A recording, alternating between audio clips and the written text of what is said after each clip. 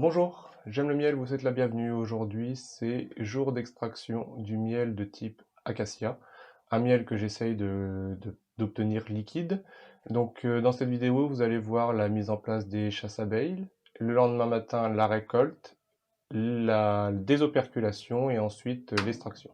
Voilà, je vous invite à me suivre dans cette vidéo.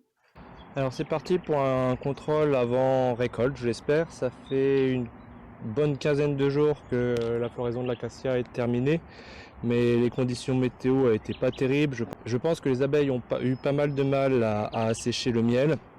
La ronce commence sa floraison, donc j'essaye de faire au milieu de printemps un miel liquide. Et pour ce faire, je dois récolter ce qui est principalement de l'acacia dans les hausses actuellement, avant les débits mielés sur la ronce qui va lui cristalliser. Donc on va venir faire le contrôle de la production, contrôle du taux d'humidité avec le réfractomètre, et si tout est bon, je pourrai préparer la récolte. Alors, il y a du monde dans la hausse, ce qui est plutôt bon signe.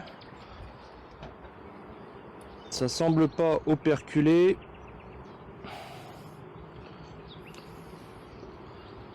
C'est pas très plein de ce côté-là.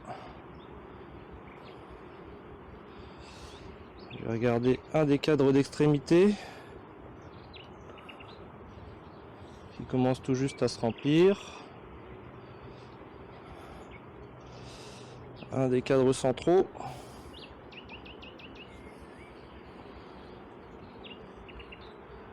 Qui commence juste à s'operculer.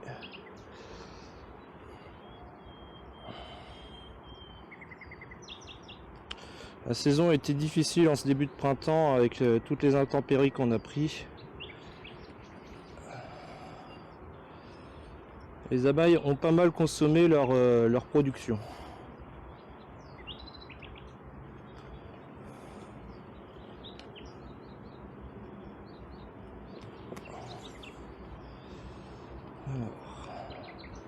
Bon, c'est ce cadre-là que je vais venir contrôler en premier, un des cadres d'extrémité, donc potentiellement un cadre plus humide.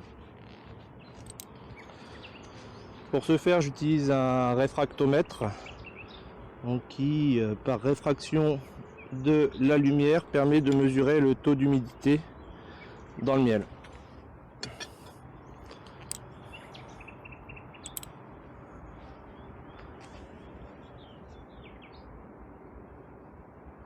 Ici on est à 18,5% sur un des cadres d'extrémité, ce qui est pas mal. C'est ma limite d'humidité sur lequel je me permets d'extraire. Je vais contrôler la partie centrale qui est plus sèche.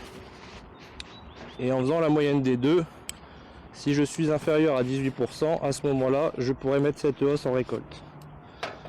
Elle est cependant pas très pleine.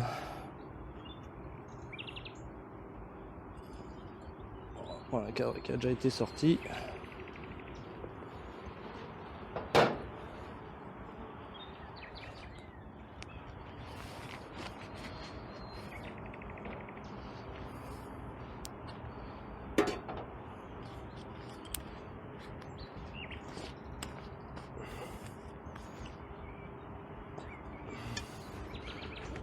On va se mettre sur le nectar, le miel operculé.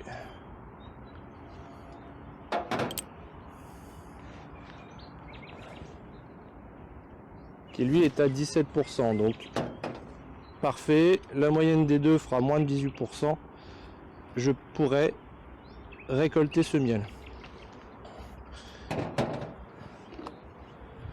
Je vais également en profiter pour faire un rapide tour du corps de ruche, parce que ça fait une bonne quinzaine de jours que j'ai pas pu venir à cause de la météo et puis de la disponibilité avec les longs week-ends. C'est assez léger, mais ça suffira pour une récolte. Le but étant de regarder un peu l'état des provisions à l'intérieur du corps de ruche, la ponte et l'absence de cellules royales.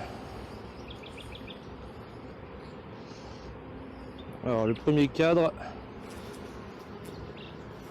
c'est du pollen, très peu de nectar.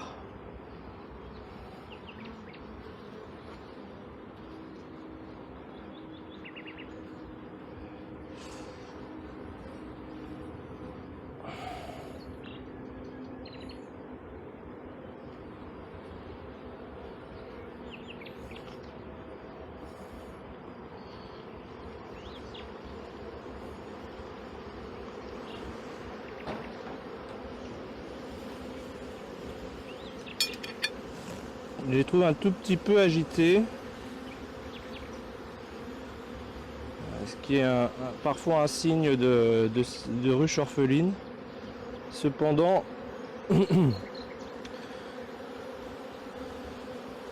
elles sont encore, elles sont encore très nombreuses dans la hausse. Donc s'il y a eu essaimage, c'était un très petit essaimage.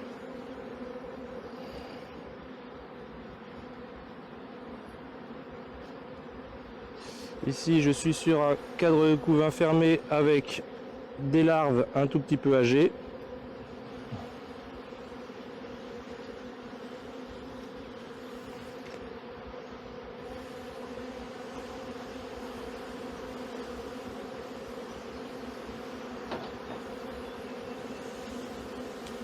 Ça chante, hein. J'aime pas trop ça. J'aimerais trouver des œufs ou la reine. Couvain fermé.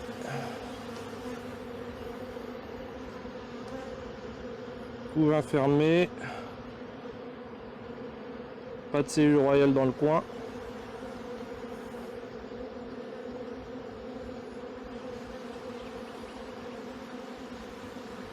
Ah, il y a quand même pas mal de monde dans la ruche.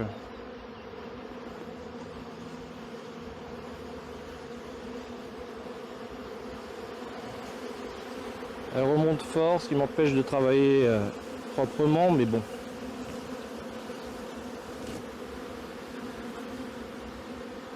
Elle reste douce, ce qui est pour l'instant l'essentiel.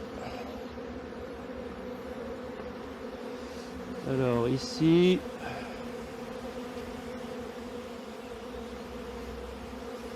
je suis sur du couvain qui vient de naître. C'est ici que je vais chercher mes œufs. Oui, j'ai des œufs. Des œufs, c'est un signe de présence de la reine depuis moins de 3 jours. Donc des œufs, pas de cellule royale sur les 3 premiers cadres de couvain. J'ai pas besoin de prolonger plus loin la visite. Je remets en place les cadres. Allez, laissez-moi passer les filles. Une hausse neuve, un chasse-abeille pour la récolte et la hausse pleine. Alors ce qui peut être aussi expliquer un petit peu l'agitation ambiante, c'est que il vient de pleuvoir pendant une petite heure. Donc les butineuses sont toutes à l'intérieur de la ruche. Les butineuses sont les abeilles les plus âgées et généralement les plus agressives. Alors, il va falloir me laisser passer les filles là. Allez, on rentre. Je ne devrais pas vous écraser. Pas oublier la grille à rennes. Allez, on se pousse, on se pousse. Voilà.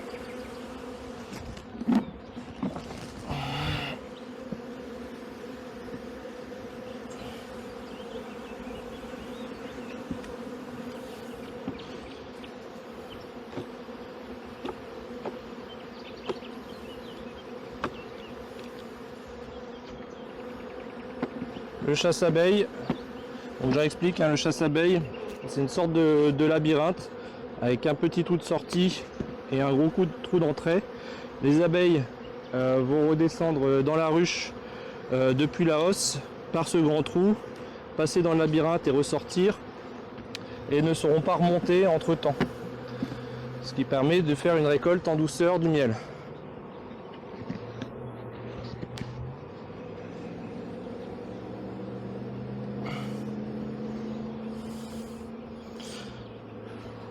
Celle-ci, il y a 15 jours, avait une hausse un peu plus pleine que la première. Ouais, là c'est beau là. On va voir si on peut sortir un cadre. Mais on voit là tout de suite ici quand même que c'est bien rempli. Alors on va plutôt aller chercher les cadres d'extrémité.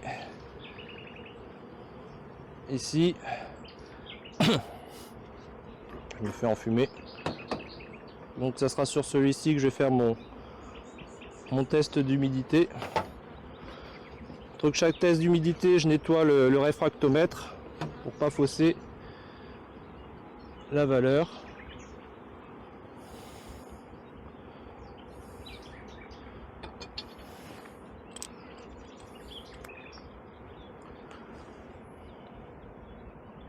« 17% à l'extrémité. Il n'y a pas beaucoup plus de questions à se poser. Le miel est prêt à récolter. Je vais pas sortir les cadres centraux qui sont plus jolis à voir parce que je risque de tout abîmer.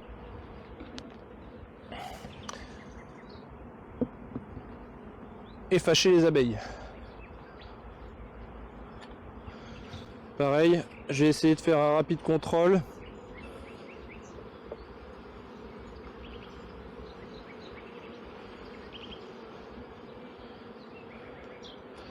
La dernière visite, ce cadre était vide de provisions. Et là, elle commence à le re-remplir.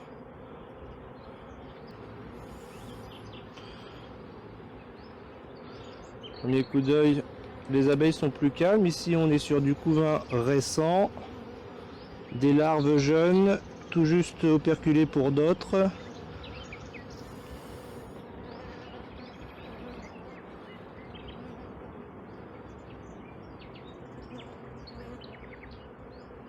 Pas de cellule royale pour l'instant. Donc sur les visites comme ça, un petit peu avant le mois de juin, donc le risque d'essaimage quand même commence à se réduire encore une fois. Je cherche principalement l'absence de cellules royales et la présence d'œufs. Pas la peine d'ouvrir en grand la ruche, de faire un contrôle complet s'il n'y a pas de souci. Diminuer les risques de blesser les abeilles et la reine.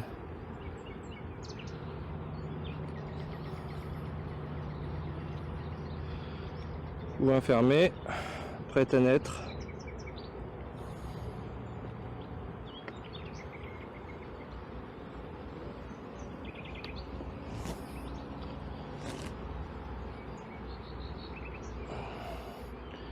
Ici, j'ai un cadre de couvain qui est né et donc sur lequel je risque de pouvoir trouver mes œufs.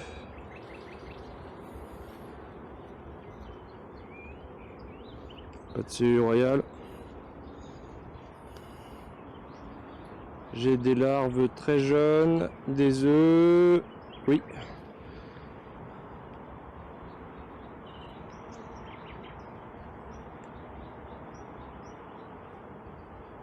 Ouais. J'ai bien des œufs partout. La reine est peut-être pas loin.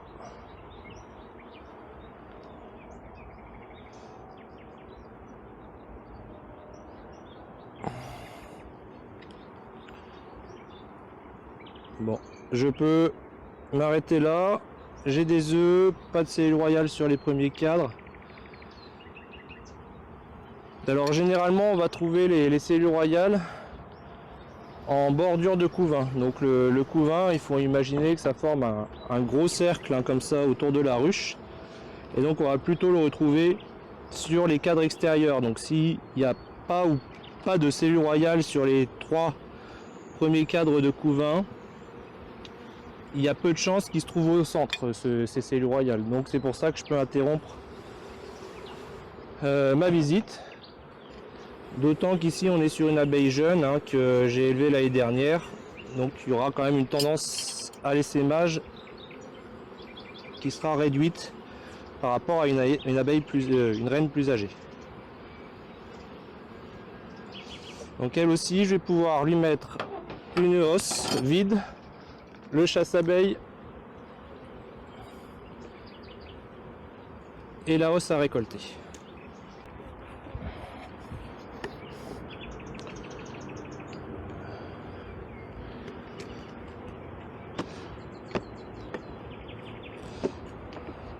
Mon but ici est de faire un miel de type acacia, hein. C'est pas du miel d'acacia à 100%, c'est-à-dire un miel qui restera assez liquide longtemps. Et par la suite, là on va partir sur le miel de toute fleur de fin de printemps, principalement constitué de ronces, que je ferai un miel qui cristallise, donc je ferai un miel crémeux avec. Et à la fin juin, on partira à la mi-juin, on partira sur le miel d'été, où j'ai la chance d'avoir du tilleul par ici dans le secteur. Un tout de fleur également avec une petite pointe de tilleul.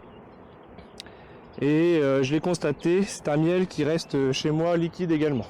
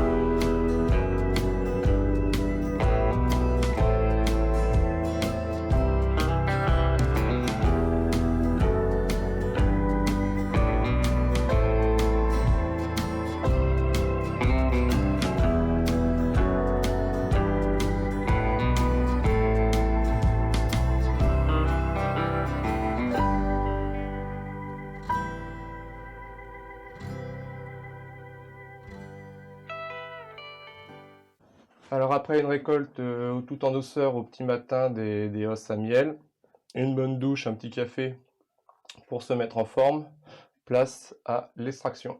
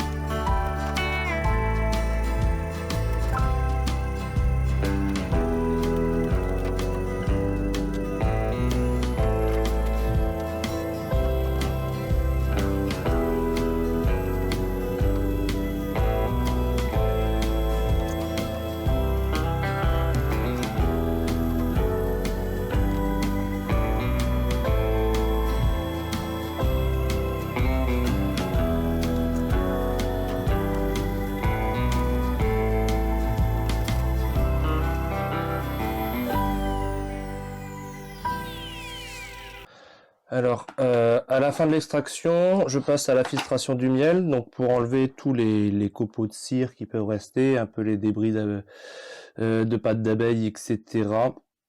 Le peu de pollen qu'elles peuvent stocker également dans les nourrisseurs.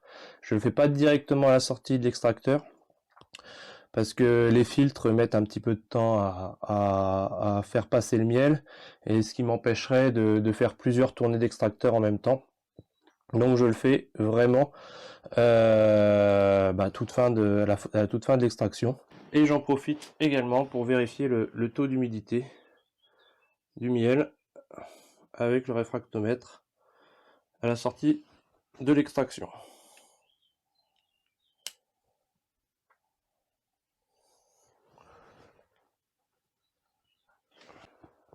Donc après observation du réfractomètre au soleil, je suis sur un miel qui est à 18% d'humidité, donc ce qui est impeccable pour la mise en pot.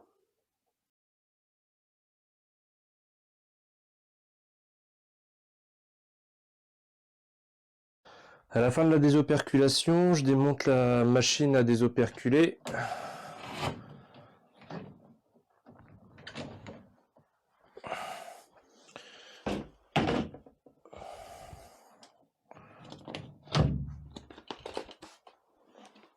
J'arrange dans un bac sur le côté, ce qui me permet d'accéder aux opercules. Je les étale un peu, je les broie un petit peu, je vais les laisser s'égoutter et du coup je peux remettre le couvercle du bac à désoperculer pour qu'elles puissent s'égoutter tranquillement au propre et au sec.